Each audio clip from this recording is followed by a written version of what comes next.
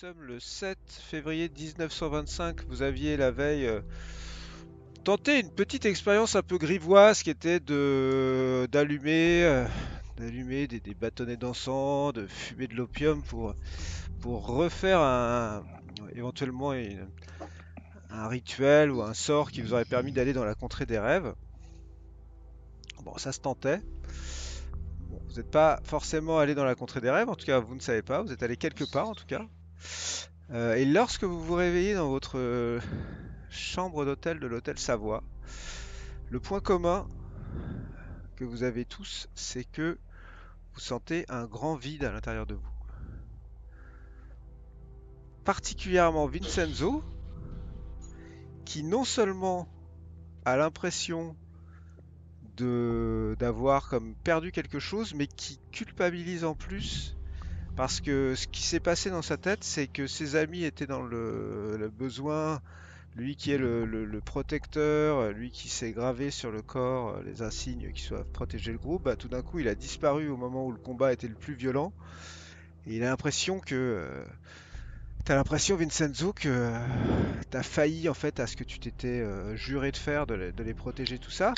Mais le fait est qu'ils n'ont pas l'air en mauvaise santé, ils sont tous autour de toi, vous vous réveillez la bouche pâteuse, les membres endoloris à l'endroit où vous étiez endormi dans cette chambre d'hôtel de l'hôtel Savoie, avec quand même cette sensation d'être fatigué, quoi. Parce que une des caractéristiques du fait de perdre des points de magie, c'est que les points de magie, c'est votre essence vitale, d'une certaine manière. Donc vous avez tous perdu au minimum la moitié de votre essence vitale. Voilà. Et des petits flashs d'alcool dans la chambre, j'imagine, dans un hôtel comme ça, il y a des Oui, petits... l'alcool bon, n'est pas une difficulté. je vais voir s'il n'y a pas de schnapps ou un alcool fort, histoire Oh, de reprendre mais mes esprits. vous allez bien, les amis? Mais que s'est-il passé? Mais où étions-nous? Mais je n'ai pas rêvé, c'était bien Monsieur Wilde sur cette Pas vu scène. d'hommes ni de femmes, j'ai vu des gens masqués. Le seul à qui on a pu retirer le masque, Monsieur Wilde était, en tout cas la figure de Monsieur Wilde était sous ce masque. Il y avait une femme, je crois. Oui, il y avait au moins une Casilda. femme. C'est ça, sur Ah oui, sur scène. Il y sur avait scène, cette femme. absolument. Chanteuse. Mais elle a Non, mais- été décapitée immédiatement. Et en fait, tous les autres étaient masqués. Et il y avait ce signe énorme jaune. Et c'était comme un enchantement ou quelque chose comme ça, ou un truc diabolique, parce que ce signe jaune, il a augmenté, et tout le monde est devenu fou. Et Ouais. voilà, et ça, c'est On aurait fini. dit, il y avait ce livre sur la scène, souvenez-vous? Peut-être aussi un peu comme le livre que tient Monsieur Wilde quand il nous rend visite. Et puis il y avait, elles sont tellement floues encore. Il y avait, vous savez, ce nom de ville qui revenait dans le poème. Carcosa. Oui, c'est ça, Betty Carcosa. Mais nous étions à Carcosa? Qu'est-ce que Carcosa? Bon, mes amis... Et qu'est-ce que le Donc, il signe arrive- jaune? Et qu'est-ce que le Wilde signe n'est- jaune? Wilde nous a quand même attaqué. Est-ce que maintenant, Jennifer, vous comprenez que cet homme ne veut pas forcément notre bien? Non, Pépéry, on est en train de dire qu'on s'est peut-être fait abuser. Il n'y a pas de preuve que c'était l'authentique Monsieur Wilde. En tout cas, je suis très déçue. Vraiment Il était déçue caché de cette derrière un expédition. masque. S'il y avait une volonté de nous monter contre lui, on aurait vu son visage Mais- d'entrée. ça Toutes y est ces personnes étaient possédées par l'homme en jaune. C'est-à-dire qu'en fait, il y avait, c'est-à-dire que peut-être que Monsieur Wilde, comme plein d'autres personnes, font partie d'un culte ou sont Oui, possédés par une entité. Non, ça y est, il me vient une idée. Et si ce soir, au milieu des vapeurs d'opium nous étions passés dans une autre dimension et que cette dimension était celle du Ghost Club. Imaginez que le Ghost Club ne soit pas dans notre réalité et que ce soit un espace réservé dans un monde parallèle. Mais oui, c'est une idée, ça. Oui, C'est alors une nous idée. les aurions tous massacrés. Parce qu'il y avait ce livre. Non, nous étions des intrus. Évidemment, c'est un lieu privé, c'est un lieu secret. Et nous nous sommes incrustés d'une certaine manière. Nous sommes entrés sans frapper. Regardez. Écoutez, Il y avait ce livre sur la scène. Vous vous souvenez? Ma sœur, mon père, la lettre, tout. tout parle d'un livre et Monsieur Wilde lui-même se promène toujours avec un livre. Peut-être que tout ça est lié. Oui, écoutez, nous voulions nous rendre dans la contrée des rêves. Le fait est que nous avons Oui. totalement échoué, dans le Ça, sens où c'est notre raté. objectif était de nous rendre pour retrouver le prêtre Atal et discuter de nos dents et de la marque que nous voulons tracer.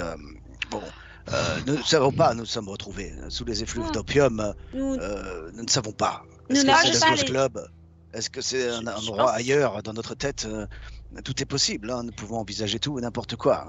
Je pense que nous n'avons pas les armes pour aller seuls dans la contrée des rêves. Quand on Ah. a rencontré notre camarade qui nous y a emmenés, il avait l'air d'avoir étudié des choses que nous n'avions pas étudiées. Il avait l'air d'avoir des connaissances que nous n'avions pas. Et en fait, on a essayé de singer ou de mimer avec les encens. Mais en réalité, quand on fait ça, visiblement, on se met en danger puisqu'on invoque ce qu'on ne maîtrise pas, en fait. Je suis tout à fait d'accord, hein, Betty. Oui.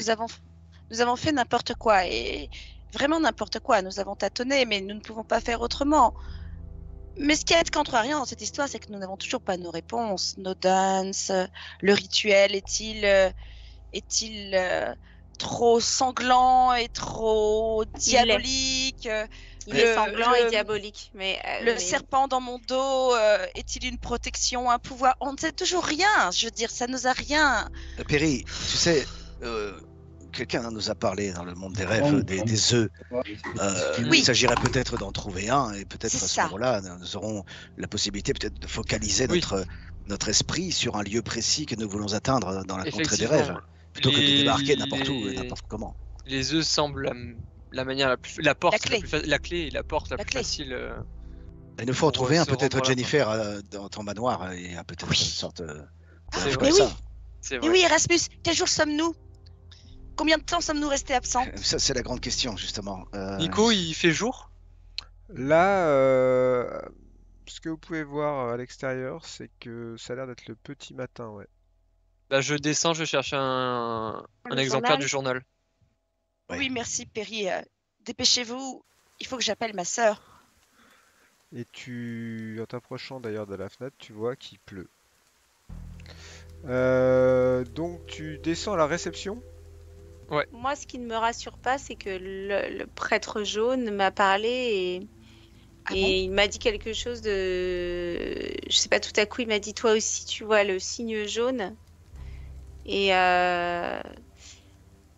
voilà, j'ai eu la sensation que c'était très étrange, que ça pénétrait à l'intérieur de moi et j'ai pas la sensation que ça se soit arrêté là-bas. Le signe jaune, mais qu'est-ce que tu as vu exactement? Qu'est-ce que c'est que ce signe jaune? Bah, c'est le Tu n'as signe, pas vous vu l'avez... Mais Une nous espèce de l'avons signe tous qui vu. grossissait? Oui, qui Oui. grossissait, mais là, c'était pas le voir comme ça, c'était le voir vraiment, je sais pas comment dire. Il nous faut peut-être à nouveau nous replonger dans les livres et essayer de retrouver ce symbole, peut-être. Le signe jaune, moi. Mais tu as une idée de la raison pour laquelle il s'est adressé à toi, particulièrement? Je pense qu'il a touché un endroit de fragilité, je sais pas, mais Elle était aussi la plus proche de la scène, de l'homme en particulier, à la fin. Qu'est-ce que tu as ressenti, Betty, devant ce signe jaune? Est-ce que ça t'a touché? de la peur, de la De la peur. peur? De la peur. Donc toi, Perry, Et j'ai- tu voulais descendre, mais comme je Ouais. t'entends parler, j'imagine que Ok. tu n'arrives pas à quitter la pièce. Je descends. Je D'accord. descends.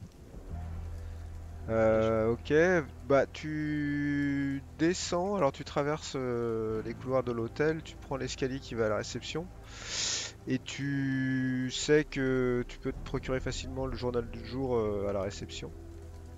Ce que tu fais, et en fait, lorsque tu passes à la réception, le concierge te remet une enveloppe avec à l'intérieur un télégramme. Très bien, je le prends. Aussi, je remonte avec les deux. Je pense que j'ouvre le télégramme en remontant. Mais tu vois que c'est Carlton Ramsay Ok. qui nous a envoyé un télégramme. Et tu vois que sur le télégramme il y a écrit j'espère que vous allez bien, j'ai pensé que ces articles pourraient vous intéresser. Et il y a 2 coupures de presse. Parfait. J'attends de les lire, je vais les lire avec tout le monde. Ok, Perry est parti quelques minutes à la réception. Vous voyez qu'il remonte pour vous Moi, rejoindre. entre-temps, j'ai fait du café. Vous prendrez bien un schnapps, Erasmus? C'est déjà fait. Maintenant, je prendrai bien un bon petit déjeuner international avec quelques saucisses, des œufs brouillés. Je pense que nous devons reprendre des forces car je ne Écoutez, sais encore que ce qui nous attend. Je vais faire monter tout ça à nos appartements. Je passe commande. Oh, très bien, très bien. J'ai hâte que Perry revienne. J'aimerais vraiment connaître la date, si vraiment nous avons passé toute une nuit ou plusieurs jours là-bas. Ça semblait court, hein? Oui. Oh, ça ne veut rien dire. Et quelle est la date alors? Vous êtes le 7 février 1925. Ah, Il est 8h30. ouais, nous n'avons passé qu'une nuit alors. Oui, c'est ça. Oh, Va bien. Dieu merci. Très bien, très bien. Carton, j'ai reçu un. Je suis revenu. Ouais. Nous avons reçu un télégramme de Ramsey avec 2 articles. Il nous a fait joindre 2 articles. Ah, très bien. Attendez, je pensais, Jennifer, avez-vous prévenu votre sœur? Il confirmait les rendez-vous avec elle. Mais je n'ai pas eu le temps. J'émerge à peine comme vous. Mais je vais le faire. Mais attendez, vous m'avez interpellé, Perry. Voyons déjà quel est le contenu de ce télégramme. Oui, mais je me souviens plus si vous aviez annulé ce rendez-vous ou pas. Oui, j'en ai conscience. Vous ne vous inquiétez pas parce que c'est mon souci d'aller au manoir de ma famille. D'accord. Alors, Perry. il y a effectivement 2 coupures de presse à votre attention que je vous montre et que vous aurez la gentillesse de lire. Alors, je lis. Vas-y. Pluie de balles à Harlem. Assassinat du commandant Robson en pleine rue. Oh, Le commandant Robson, bien connu dans les cercles de la loi et de l'ordre, a été brutalement assassiné hier soir en plein Harlem. Ah, Le ça meurtre. lui pardonner. Oui.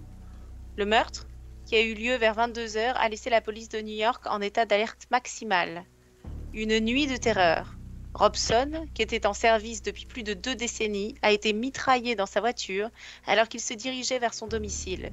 Les témoins oculaires rapportent avoir vu une berline noire s'arrêter à côté de la voiture du commandant avant que plusieurs coups de feu ne soient tirés.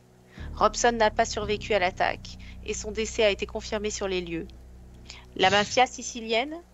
Bien que l'enquête soit encore en cours, les premiers indices pointent vers une implication de la mafia.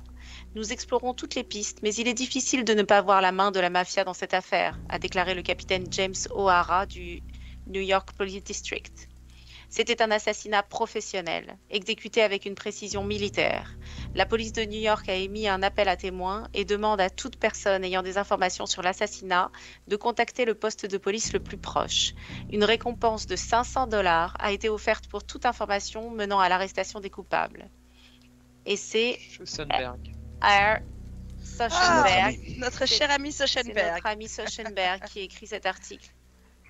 Eh Dingue, bien, c'est Ça fait une incroyable. vermine Ouais. de moins. j'avais envie de dire ça lui pendait au nez. Mais Eh donc, oui, est-ce que c'est lié aux livres de contes, les fameux livres de contes qui impliquaient Robson avec la mafia? Il était Alors- mouillé dans tellement d'histoires que.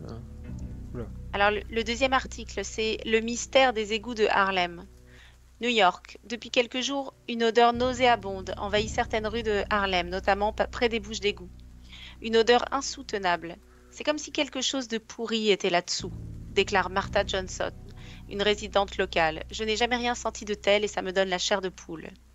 Des sons inexplicables. Plus troublant encore, plusieurs habitants ont rapporté avoir entendu des bruits étranges provenant des égouts.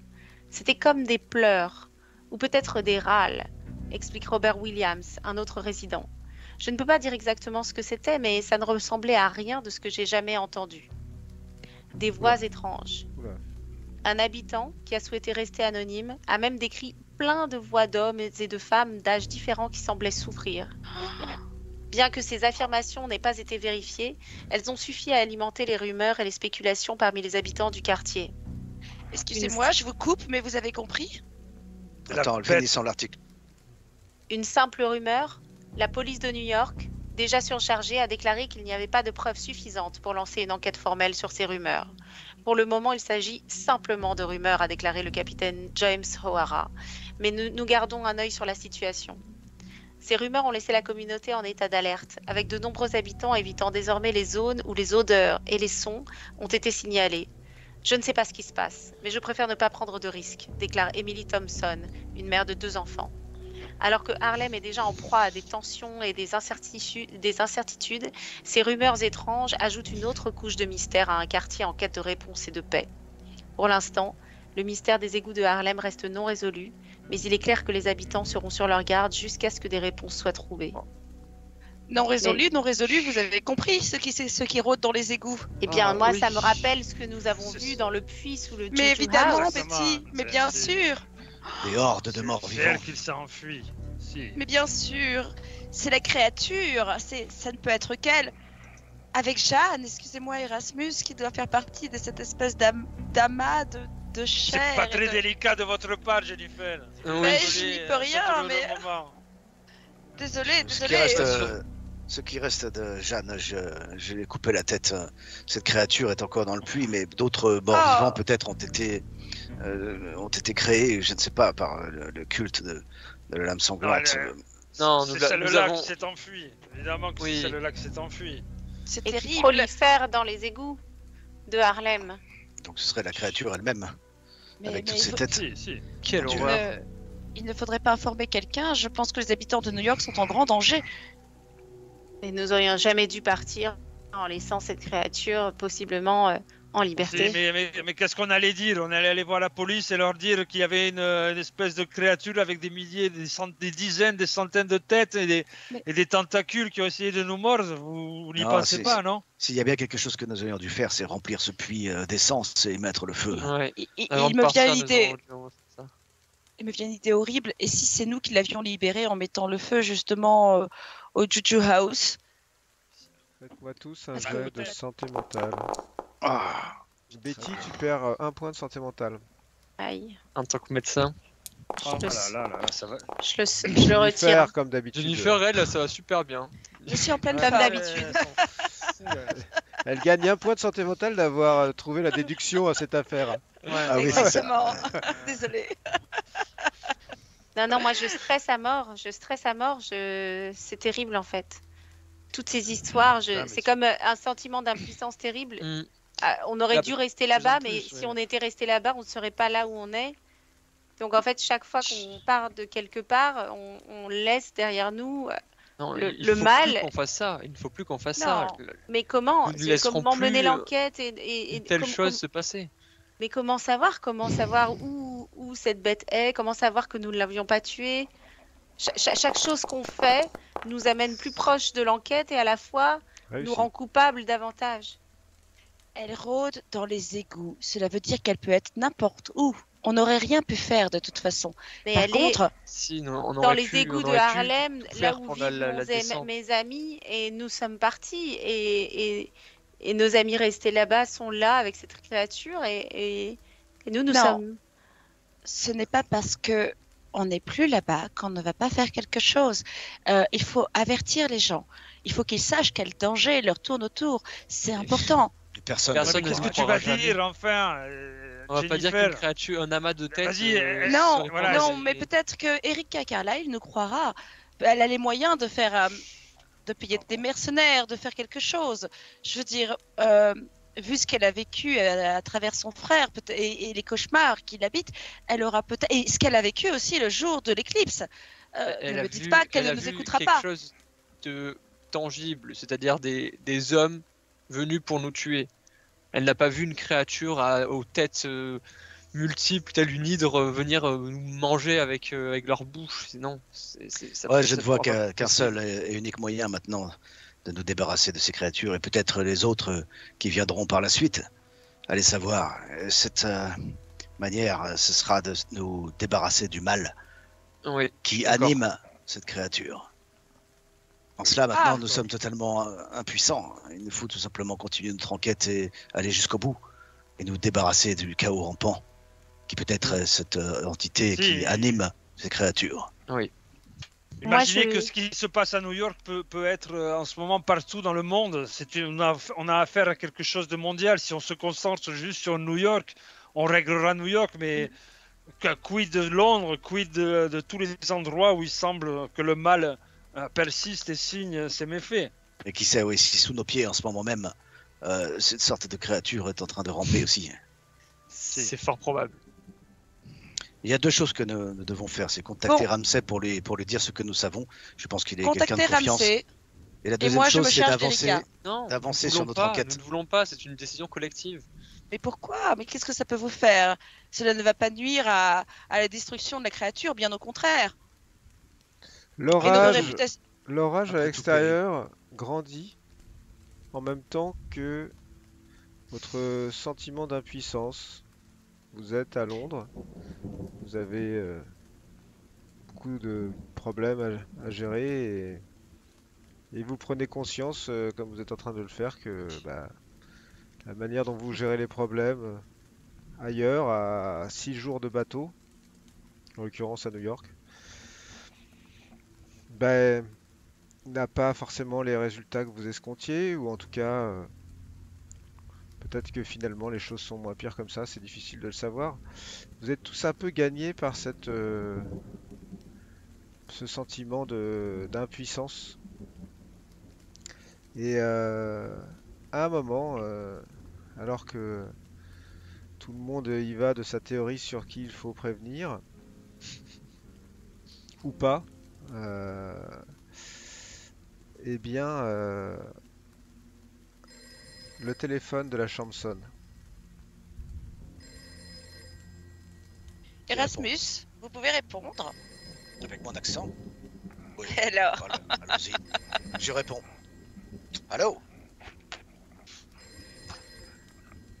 Allô? Tu réponds et tu entends la voix du concierge qui te dit est-ce que Miss Smallwood est là? Oui, elle est là, qui la demande? Eh bien, c'est à la réception, il y a un monsieur qui est là pour Miss Smallwood. Très bien, ne quittez pas, je vous la passe. Je te passe le téléphone, Jennifer. Oui, bonjour, Jennifer Smallwood, à l'appareil. Bonjour Miss Smallwood, je suis Stevie de la réception et je voulais vous indiquer qu'un monsieur est là pour vous. Il visiblement m'a expliqué que vous lui aviez laissé un mot avec l'adresse de l'hôtel. C'est monsieur Algernon Blackwood. Ah! Il attend actuellement au bar de l'hôtel. Je voulais vous en tenir informé. Je lui ai dit que j'appelais la chambre pour vous prévenir. Écoutez, merci beaucoup. Laissez-moi m'entretenir une seconde avec mes amis et je vous dis si l'on descend le rejoindre ou si je l'invite à monter. Alors, vous voulez aller le rejoindre au bar? C'est Algernon Blackwood qui nous fait l'honneur de sa présence. Ah! Non mais descendons, ce sera l'occasion de manger un petit déjeuner. Exactement. Et de boire quelque chose aussi. Hein. Ouais. Il est 8h40, Vincenzo. J'espère qu'il Ah si, j'ai perdu la notion du Il temps. est même 9h avec toutes vos Mais discussions. pour nous on a tous fait une nuit blanche, je sais pas quelle heure il est là pour nous. Pour aucun de nous. Vous avez dormi, mais vous avez dormi d'un sommeil très étrange. Vous êtes vraiment fatigué, ouais. Moi j'ai besoin de martini dry. Hein. Allons rejoindre ce bon monsieur Blackwood. Très bien. Bon, comme vous l'entendez. Ok, donc vous descendez au bar de l'hôtel. Et c'est un bar très fancy qui donne sur la rue en fait. Comme vous pouvez le voir. Et qui est directement à droite du hall de l'hôtel en fait. C'est là où vous prenez aussi potentiellement votre petit déjeuner si vous voulez, le matin. Et installé dans un canapé, il y a un gentleman qui a l'air très propre sur lui, avec des yeux verts assez clairs, un côté un peu dégarni comme ça, malgré qu'il ait l'air d'avoir une quarantaine d'années. Et il est en train de prendre le thé, assis à une des tables, comme vous pouvez le voir. Et vous arrivez donc dans ce hall. Que faites-vous? On va se diriger directement vers lui, très tranquillement. Moi, Jennifer. je vais me mettre au bar. D'accord, je vous laisse Ici. Bonjour, monsieur Blackwood. Mes amis et moi-même avons finalement décidé de descendre au bar pour vous accompagner. Nous n'avons pas encore pris notre petit déjeuner. Ravi de vous rencontrer. Il lève la tête et tout de suite il se lève comme si ça se faisait pas du tout d'être assis quand une dame lui parle. Et il se penche vers toi pour te faire le baise-main, Jennifer. Et il fait ah mais enchanté, enchanté Miss Smallwood, c'est vraiment une joie de faire votre connaissance. Je suis ravi de vous rencontrer, vous et vos amis. Il fait la même chose avec toi, Betty, il te fait le baise-main. De manière très protocolaire. Puis ensuite, il vous tend une poigne de main chaleureuse à Perry et Erasmus qui est là. Moi, je lui tends la main, je lui serre d'une poigne ferme. Professeur Erasmus Briggs, enchanté de faire votre connaissance, Mr. Blackwood. Professeur, en quelle spécialité? Archéologie, à l'Université de Columbia de York. Fascinant, si j'avais eu du talent, j'aurais fait comme vous. Vous voyez, moi, malheureusement, je n'étais pas très doué avec les études aux grandes dames de ma famille, voyez-vous. Mais j'aurais adoré étudier toutes les sciences du passé particulièrement, qui nous apprennent beaucoup. Et vous, jeune homme, vous... Perry Astor. Monsieur Je Astor, suis enchanté. avant tout un aventurier. Un aventurier, oh mon Dieu. Et vous, madame, enfin mademoiselle, elle se retourne vers toi, Betty. Moi, je suis médecin. Médecin? Docteur Betty Tuesday. Mais quelle incroyable équipe d'aventuriers. Eh oui. Oui, on dirait que vous avez tous un talent particulier, c'est fou. Quant à vous, Miss Smallwood, eh bien écoutez, je suis ravi vraiment de vous rencontrer. J'avais beaucoup entendu parler de vous, voyez-vous, mais je Également, vous avais monsieur. vu qu'en photo jusqu'à maintenant, et encore toute petite. Ah oui, j'ai beaucoup grandi depuis. Mais vraiment, le plaisir est partagé. Je vous en prie, monsieur Blackwood. J'espère Ne que vous dérangez pas. je ne vous ai pas trop fait attendre parce que ma gouvernante m'a tenu au courant de votre passage à la maison, mais j'étais à l'extérieur pour affaires et je n'ai pas trouvé le temps de passer vous voir plus tôt. Non, vous tombez à point, parfaitement à point. Nous sommes... Alors, expliquez-moi ce que me vaut la visite d'un tel équipage. C'est que nous avons un ami en commun, cher monsieur, en la personne de Elias Jackson. Alors, toi Vincenzo, tu as un garçon qui est là, H24, qui te dit oui, monsieur, et qui va te préparer un martini dry sans aucun problème.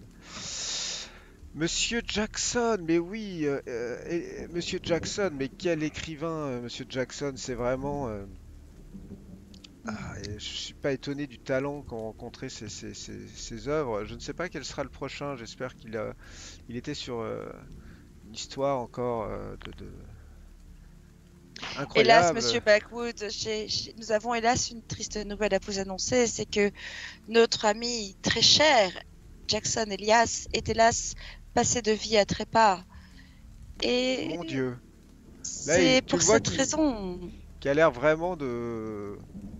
Pas de se décomposer, mais en tout cas d'être marqué par ce que tu viens de lui dire. Mais c'est horrible, c'est atroce. Dans quelles circonstances? Les plus affreuses.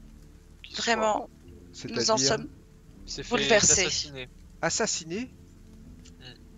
Mais... Vous n'êtes pas sans savoir qu'Elias voyageait beaucoup et s'intéressait de très près à des cultes en Afrique, en Égypte.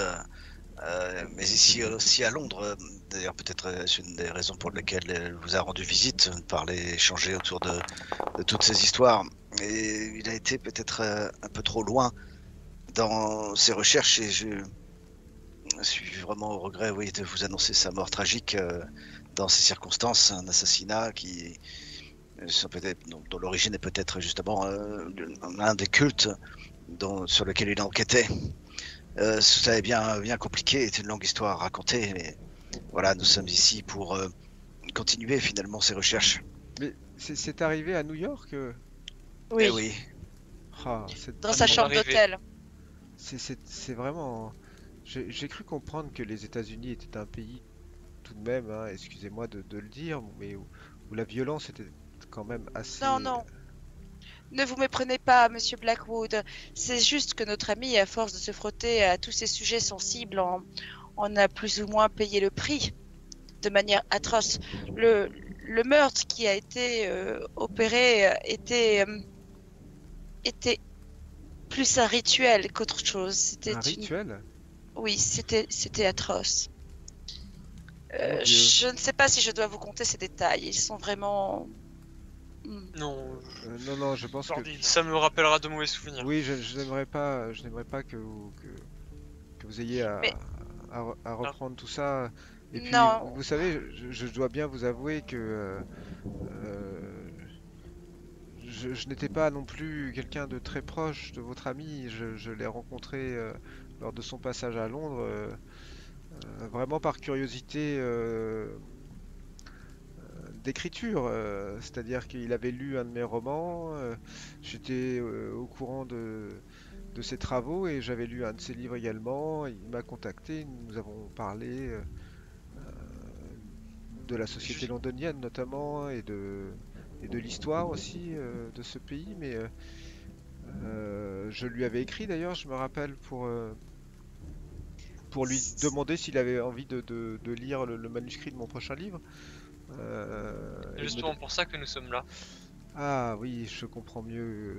En tant qu'héritier de la quête et des affaires d'Elias Jackson, nous avons retrouvé votre nom.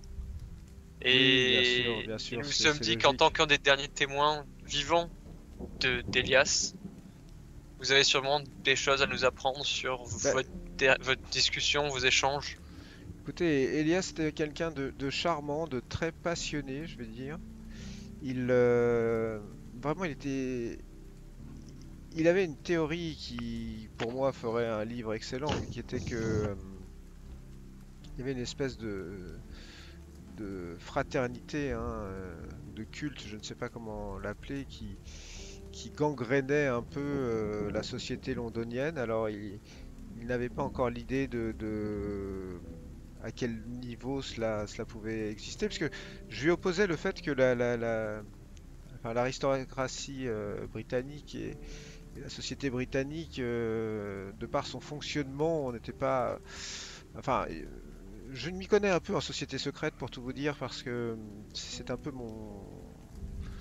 dans cet univers-là que j'écris mes romans. Il y a toujours un lord ou deux qui traînent dans les différentes sociétés secrètes, et d'ailleurs, Miss Smallwood, je dois vous avouer que c'est votre père qui m'a montré les dernières photos que j'ai vues de vous. C'est pour ça que je vous ai dit que la dernière fois que je vous ai vu, vous étiez toute petite, c'était en photo, c'était Vernon. Vernon m'avait montré une photo de vous. Mais dans ces sociétés, il y a toujours quelques lords, mais c'est généralement, pour la plupart d'entre elles, plutôt des clubs, des clubs de messieurs. On se retrouve, on fume des cigares. Comme le Ghost Club? Comme le Ghost Club? Vous connaissez le Ghost Club, il a un Blackwood? petit silence quand tu dis ça. Il dit le Ghost Club. Non, je ne crois pas avoir jamais entendu ce nom. On peut faire un jet de psychologie pour voir s'il ment. Exactement. Vous pouvez, oui. Psychologie. Et Monsieur Blackwood, avez-vous entendu parler, peut-être avez-vous croisé dans vos différents périples un certain Monsieur Wilde? Oscar Wilde? Non. J'adore ses écrits, mais pas celui-là, un autre Wilde. Celui qu'on nomme... Jennifer, fais-le aussi, c'est toi qui es là. Ouais, Jennifer essaye de faire la psychologie pour savoir s'il ment, parce que moi je pense qu'il connaît le Ghost Club. Justement, peut-être.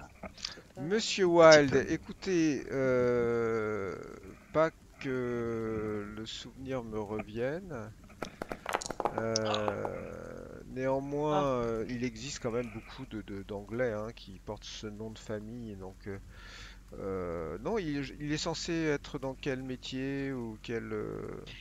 Alors, je ne saurais vous dire, mais la particularité de Monsieur Wilde, c'est qu'on le surnomme, dans certaines sociétés bien en vue, comme celle du Ghost Club, le 9e ange. Cela vous dit-il quelque chose? Le 9e ange, Novem Angelus.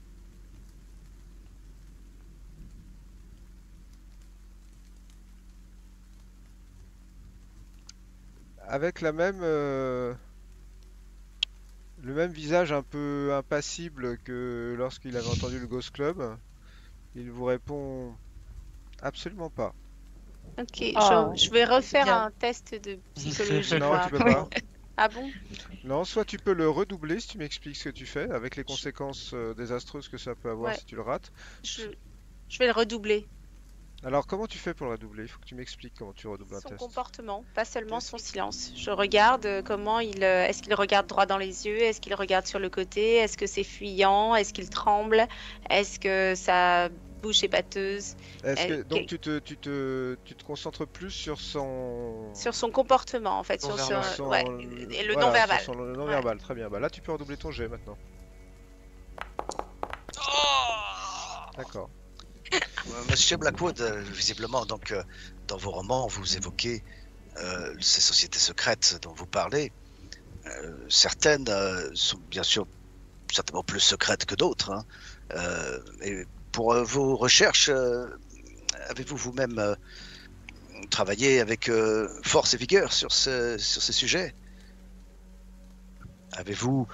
Monsieur Briggs, vous me demandez si je suis maçon?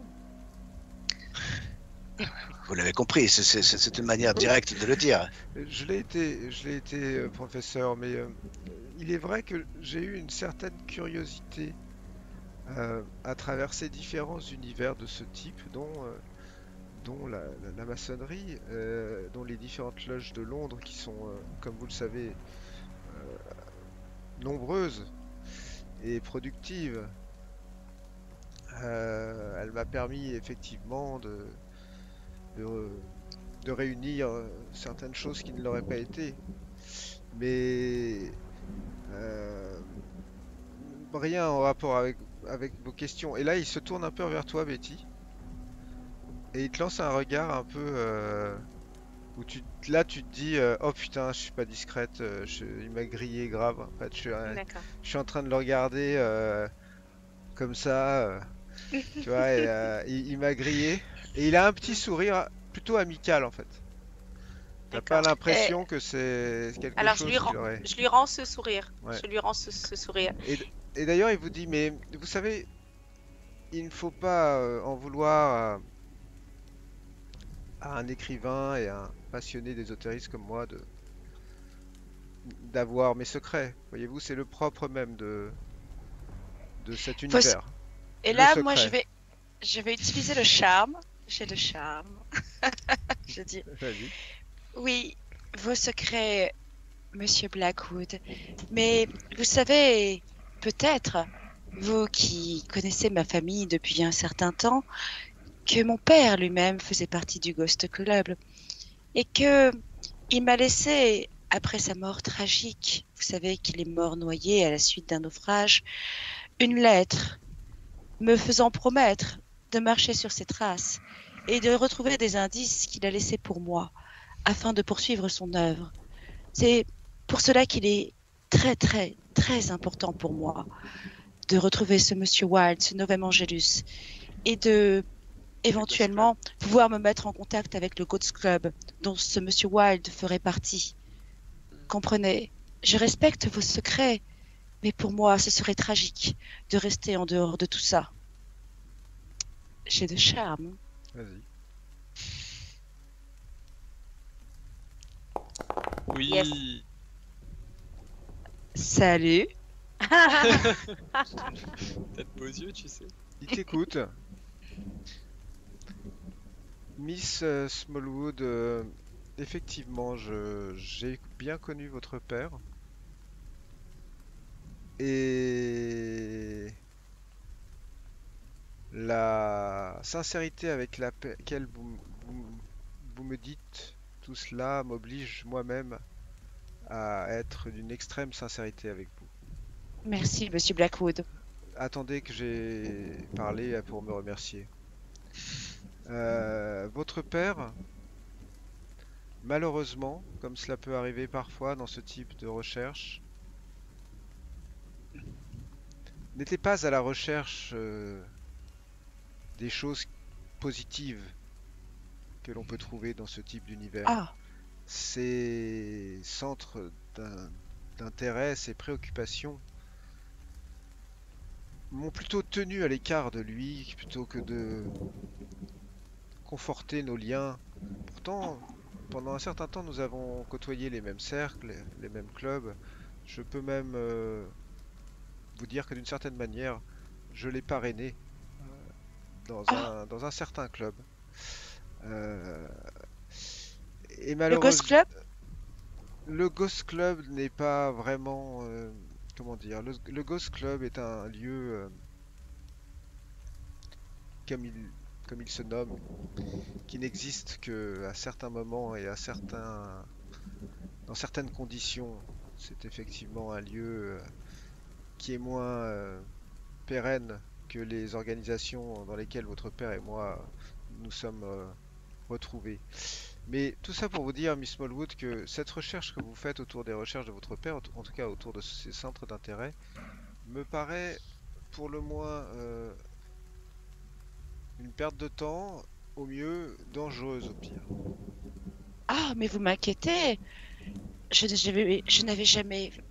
Enfin, je suis troublée, excusez-moi, mais mon père était un homme adorable. Je n'ai jamais eu l'impression qu'il pouvait baigner d'une quelconque manière que ce soit dans des choses obscures et périlleuses.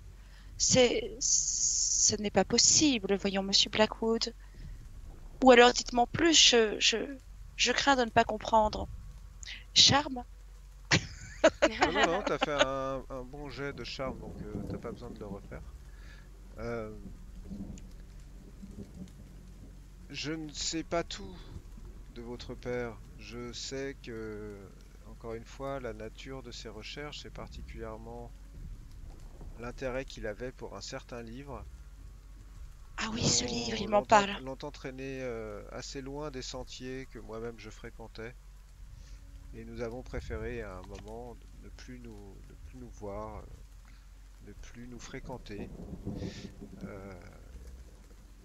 Néanmoins, monsieur Blackwood, est-ce que vous pouvez m'aider? C'est-à-dire, est-ce que vous pouvez m'en dire plus sur ce livre? En effet, il le mentionne dans la lettre qu'il m'a laissée.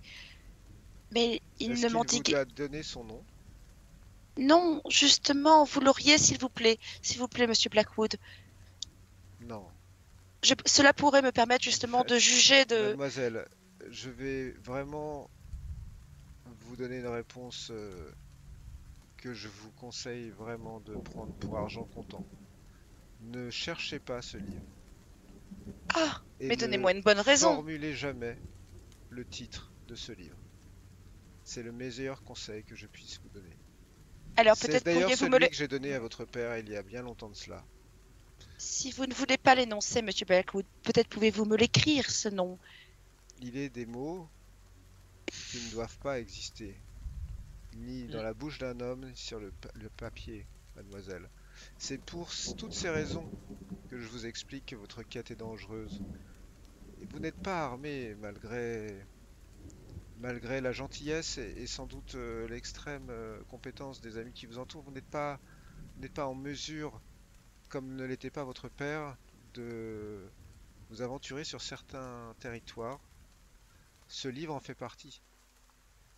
Croyez-moi. Monsieur Blackwood, afin de me décider pour de bon, si vous ne voulez pas nommer ce livre, dites-moi au moins quel était le danger qu'il représentait, quel était son pouvoir, pourquoi mon père y prêtait-il un tel intérêt, s'il vous plaît, monsieur Blackwood. Laissez-moi au moins la possibilité de comprendre. Jennifer, Non, Perry, s'il vous plaît. Tu peux imaginer ce qu'il peut avoir dans ce genre de livre? Non, pas du tout, justement. Il y a beaucoup de choses différentes. Est-ce que vous avez lu le livre d'Agatha Christie, Miss Smallwood, Les 7 cadrans? Les 7 cadrans? Ah non, non. De quoi il en retourne? Voilà ma réponse à votre question, ma chère.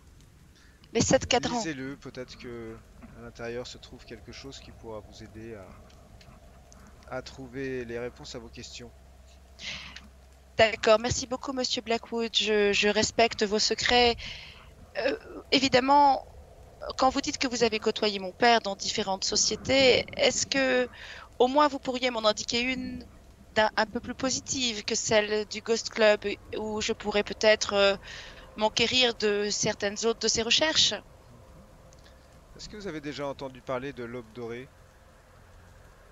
Et non. L'aube dorée. L'aube dorée. Non, La- vous m'intéressez, dites-moi. La Golden Dawn. Alistair Crowley. Ah oui. Alistair Crowley, Crowley. c'était son nom au début, oui. Est-ce que je connais... Comment je peux savoir si je connais ça, Nico? Fais-moi un jet d'occultisme. Ceux qui veulent savoir s'ils connaissent ça font un jet d'occultisme. J'ai 5. Oh, réussite critique. Non, réussite, J'ai c'est 5. extrême. T'as 5, bah bravo. Allez. Comme quoi. De toute façon, je pense qu'on va en rester moi, sur j'ai la raté. réussite. Hein. Ouais, je crois Voilà, que ouais. là. Tu as déjà entendu ce nom, Erasmus, ce qui n'est pas totalement incongru parce que c'est le nom d'une société secrète très connue britannique, mais plutôt victorienne, qui a été créée dans les années 1880-90, dans laquelle effectivement est associé plusieurs noms dont tu ne te rappelles absolument pas. Par contre, tu te rappelles exactement de ce que tu as dit. C'est qu'il y a un personnage qui s'appelle Alistair Crowley, qui ensuite a été totalement, comment dire, qui était un personnage assez fantasque parce que il a raconté à tout le monde qu'il était la bête. Enfin, il a un côté très théâtral. Il a expliqué qu'il était magicien noir, qu'il était capable de faire toutes sortes de choses, mais en même temps il était dans le showbiz. C'était une espèce de personnage dont il y avait des articles dans la presse, et sans doute là que tu en as entendu parler. Et puis depuis, là on est en 25, depuis bien déjà presque une dizaine d'années, on en a moins entendu parler, et on n'a plus jamais entendu parler de l'Aube dorée, non. Et vous dites que ce personnage se serait intéressé à ce livre que vous mentionnez. Il me semble pas avoir parlé d'Alistair Crowley, non. Non, On parlait, Erasmus on parlait du père de Jennifer. Ton père aurait fréquenté ce personnage. L'aube dorée. Et vous-même aussi, il me semble, Monsieur Blackwood, c'est ce que vous dites, que vous avez rencontré mon père dans cette loge, dans cette confrérie secrète. Vous comprenez, Miss Paulwood, que ce genre de discussion n'est pas quelque chose que l'on peut avoir dans le café d'un hôtel. Écoutez, voilà ce que je vous propose.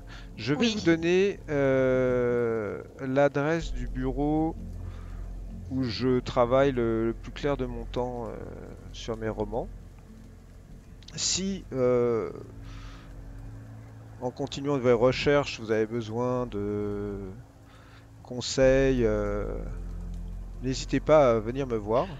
Ah, il y a quelque chose qui me vient et après je ne vous en demanderai pas davantage. Ah, deux petites choses encore. Et après nous poursuivons cette discussion dans un endroit plus privé. D'ailleurs, en parlant d'endroits plus privés, nous aurions pu monter dans nos appartements. Monsieur Blackwood, est-ce que vous accepteriez cet espace d'intimité? Ce serait peut-être plus simple que de vous rejoindre plus tard dans votre bureau. Mais c'est-à-dire que malheureusement mon emploi du temps de ce matin est déjà fixé, mademoiselle. D'accord, nous remettrons cela plus tard. J'avais juste une dernière petite question. Nous recherchons, je ne sais pas si vous en avez déjà vu passer dans les différentes communautés occultes que vous avez fréquentées ou dans vos recherches, des petits œufs qui permettraient, selon la croyance, de voyager d'une dimension à une autre. Est-ce que vous en avez déjà vu? Là, il fronce les sourcils. Et vous n'avez pas besoin de jet de psychologie pour voir que il a l'air très étonné par cette demande. Mais plutôt très étonné comme quelqu'un qui n'a jamais entendu parler de sa vie de dimension et de. Enfin, c'est une demande qui pour lui paraît totalement en dehors de la réalité. Il a une tête un peu inquiet, comme si tout d'un coup il réalisait que Jennifer avait peut-être un brin en fait. Non, je vois bien que je vous ai. Je vous avoue que je n'ai pas. Enfin, en dehors de ce que je peux écrire dans mes romans, je n'ai jamais envisagé que de tels artefacts puissent exister, ni même la possibilité de voyager de cette manière. Ah mais nous non plus, nous en... Peut-être nous en... par des sortes de drogues ou de, je ne sais pas, dans des...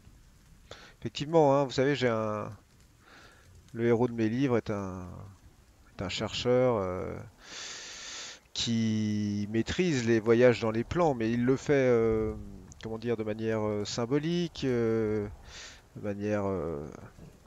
mais de là à imaginer que cela existe vraiment, je l'avoue que ça me Ah choque non, un petit mais peu. ne vous inquiétez pas, Monsieur Blackwood, nous nous y intéressons uniquement dans le cadre des recherches de notre cher ami Elias. C'est aussi à titre de curiosité. Disons que nous en avons entendu parler et du coup nous nous demandions si ça existait vraiment, justement. Par contre, Et il avait l'air d'avoir quand même plus les pieds sur terre que vous. Excusez-moi d'être aussi direct, mais Elias, vraiment, ne me parlait pas d'autres dimensions, ne m'interrogeait pas sur les sociétés secrètes d'il y a plusieurs dizaines d'années. Il était, lui, plus préoccupé par la dimension politique et criminelle des cultes qu'il évoquait et du fait qu'ils étaient actifs de nos jours excusez-moi de vous le dire, mais dans le plan réel dans lequel nous sommes tous actuellement. Là, c'était Jennifer et ses lubies. En ce qui me ah mais concerne, je t'en prie, Perry, mes lubies. ces sociétés secrètes actuelles qui m'intéressent. Et justement, quelle a été la nature de vos échanges quant à celle-ci? Ben, je lui expliquais que j'étais quand même un peu sceptique sur l'idée d'un noyautage, hein, un peu une espèce de complot de l'Empire britannique qui aurait été noyauté par une fraternité. En plus, j'ai vaguement compris qu'elle était d'origine égyptienne. Alors effectivement, il y a un lien entre l'Empire et l'Égypte, hein, qui est assez prégnant, même si vous ne manquez pas de savoir que depuis quelques années, l'Empire se retire, hein, d'Égypte, puisque nous leur avons rendu leur indépendance, ce qui est une bonne chose d'après moi. Mais il avait l'air de penser qu'il y avait un espèce de complot comme ça qui aurait pu exister à haute échelle, et je me permettais quand même de lui faire remarquer que le côté crédible de cette histoire, enfin de cette théorie, me paraissait peu plausible, peut-être un ou deux hommes de la haute société impliqués, mais un complot à grande échelle, hein, qui pourrait remonter jusqu'à la royauté, ça me paraissait quand même un peu fou. Et d'ailleurs, il en convenait, hein, il avait l'air lui-même de convenir que...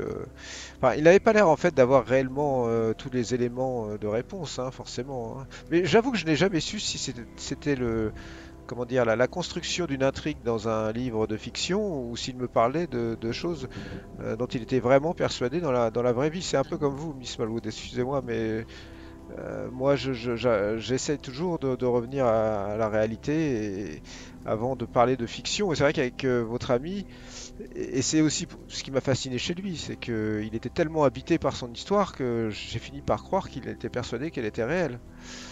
Oui, mais la frontière est souvent floue, Monsieur Blackwood, votre respect. Et souvent, la réalité dépasse la fiction. Par exemple, nous avons eu rendez-vous avec un inspecteur de la police londonienne qui nous a parlé de cette fameuse secte du Pharaon Noir et du lien qu'elle avait avec les 22 meurtres répertoriés à ce jour qui ont été retrouvés dans le quartier Perry. Quel quartier déjà So, c'est ça, et qui ont été perpétrés toujours de la même manière, d'une cruelle manière, avec des victimes qui ont souffert le martyre. Vous n'en avez pas entendu parler? Si, les meurtres égyptiens défraient la chronique depuis des années. Il s'agit de la cruauté humaine et...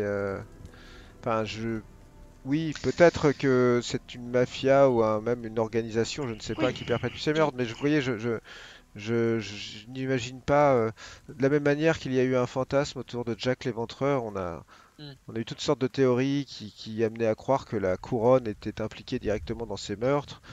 J'ai du mal à croire que la haute société anglaise met en œuvre des massacres dans la ville de Londres au nom d'un pharaon égyptien, voyez-vous. Mais oui, pour vous, c'est seulement quelques individus qui seraient capables de faire ça, et ça, qui seraient... pour le coup, là où je rejoignais Elias Jackson, c'est que pourquoi pas imaginer espèce de confrérie, de secte qui reprendrait les us et coutumes d'un enfin, d'un décorum préexistant, hein, voire même peut-être qui perpétuerait je ne sais pas quel rite, et que cela se passe aujourd'hui à Londres. Maintenant, encore une fois, alors forcément, si c'était quelques cutéreux de Whitechapel, on aurait fini par les arrêter. Je pense que Scotland Yard est suffisamment bien équipé pour arrêter ce genre de cutéreux. Donc il doit y avoir une manière de se protéger. Voilà. Mais j'avoue que je n'ai pas de... Enfin, je reste un homme de fiction. J'ai du mal à faire le lien avec la réalité d'un danger qui serait aussi étendu que votre ami le pensait. Et puis, je n'oublie pas que c'est quand même une espèce d'ethnologue de ce genre de secte, puisque j'ai cru comprendre dans sa biographie qu'il avait principalement écrit des livres sur ce genre de secte à travers le monde. Effectivement. Donc c'est vrai que moi j'ai vu aussi cette histoire comme une manière de trouver un peu de neuf. C'est-à-dire que effectivement c'est un peu compliqué en Angleterre de trouver une secte qui soit aussi sulfureuse que celle qu'on peut trouver au fin fond de l'Afrique ou de l'Égypte ou je ne sais. Et c'est pour ça que j'ai trouvé son récit fascinant. D'ailleurs, je crois me rappeler que dans ma lettre, je lui exprimais cette qualité qu'il avait de faire perdre au lecteur le fait que ça soit de la réalité ou de la fiction. Voilà. C'est ça qui m'a toujours fasciné chez votre ami. C'était son talent, je pense, son talent de... Mais il était quelqu'un d'assez réaliste sur le fond. En tout cas, les discussions que j'ai eues avec lui, il avait l'air de penser que c'était pas forcément des forces occultes, mais plutôt des gens organisés dans un but particulièrement macabre. Oui, je vois, en fait, monsieur Blackpool, que vous accrochez à un rationalisme rassurant, et vous avez tout à fait raison, mais parmi les fréquentations, les recherches que vous avez pu faire dans les cercles occultes, n'avez-vous vous-même jamais été confronté à quelque événement ou phénomène qui est vraiment confronté à votre raison? Je pense que non. Petit moment d'hésitation. Et justement, je le regarde avec une espèce d'intensité un peu... tu vois, profonde, quoi. J'évoque quelque chose là qui sort du domaine confortable de la raison. La raison est une notion relative, professeur, vous le savez bien. Disons que les mots, comme je l'expliquais à notre amie Jennifer, les mots ont une force qui leur est propre. Et il est certaines lectures et certains mots qui peuvent atteindre justement cette chose relative qu'est la raison. C'est bien là tout le fruit de notre travail et l'héritage que nous perpétuons d'Elias, qui a peut-être franchi une limite qu'il n'aurait jamais dû franchir, mais par un hommage à sa mémoire, nous allons continuer et nous continuons ces recherches, et j'ai bien peur que nous ayons franchi cette limite. Mais toujours nous nous ramenons à la raison. Mais croyez-le bien, Elias et sa disparition tragique sont liés à des phénomènes qui nous dépassent. Et pardon, je vous écoute depuis tout à l'heure avec vraiment la plus grande attention, Monsieur Blackwood. J'ai vu ça, mademoiselle, j'ai vu ça.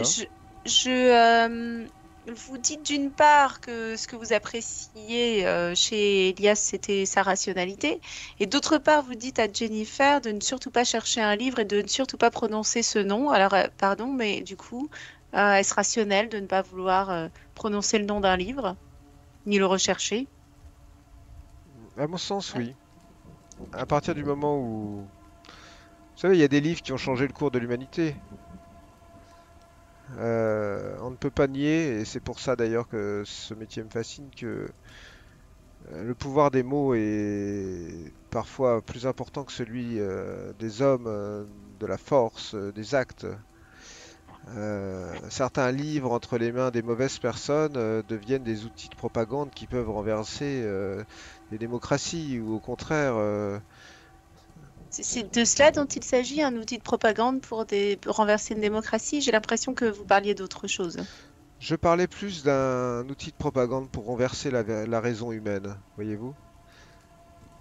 Certains livres n'existent que pour vous empêcher d'être ce que vous devez être, c'est-à-dire un être humain sain d'esprit. Nous voyons absolument ce que vous voulez dire. Ne vous inquiétez pas pour ça.